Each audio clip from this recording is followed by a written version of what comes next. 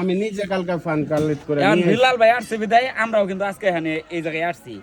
এখন সুমন ভাই আপনি যে কথাটা বললেন যে সুমন ভাই এই না করছে নিজে না করে আবার সেই তার আইডিতে পুশ দিছে। না এই এটা যদি ভিডিওটা আরেকজন আমরা দিত, করছি হ্যাঁ, আরেকজন দিত সুমন মানে ভাইয়ের নেওয়া যেত। মোবাইলটা করছি কিনা জানি না, কিন্তু সুমন ভাই তর্কের মধ্যে ছিল। কিন্তু সুমন ভাই না করার পরেও বিল্লাল ভাই কট এইভাবে লেখা সারাটা আমি আমার দৃষ্টিতে এটা হয় না, কারণ বিল্লাল ভাই হচ্ছে মেহমান আমাদের কিশোরগঞ্জের জন্য মেহমান, আমার বাড়ি কিশোরগঞ্জে হতো আমাদের জন্য মেহমান, উনাকে এইভাবে অসম্মান করাটা আমার যুক্তিতে মোটেও মিলে না। কারণ সুমন ভাই একজন শিক্ষিত লোক এবং বড় একজন কন্টেন্ট ক্রিয়েটর, উনার কাছ থেকে এরকমটা আশা করি নাই। তাহলে বিলাল ভাইকে কেন আনলো আর বিলাল ভাইকে রিসিভ করলো কেন, তার হাতেতে টাকা নিল কেন?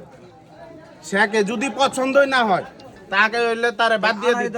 আমি এই জায়গায় কিশোরগঞ্জ বগুড়া 17 থেকে 18 বছর ধরে বসবাস করতেছি। আমি কিন্তু রাব্বি ভাইয়ের মায়াতে আসি নাই, কথার কথা যেটা আমি যেটা সাপোজ কথা বলতেছি।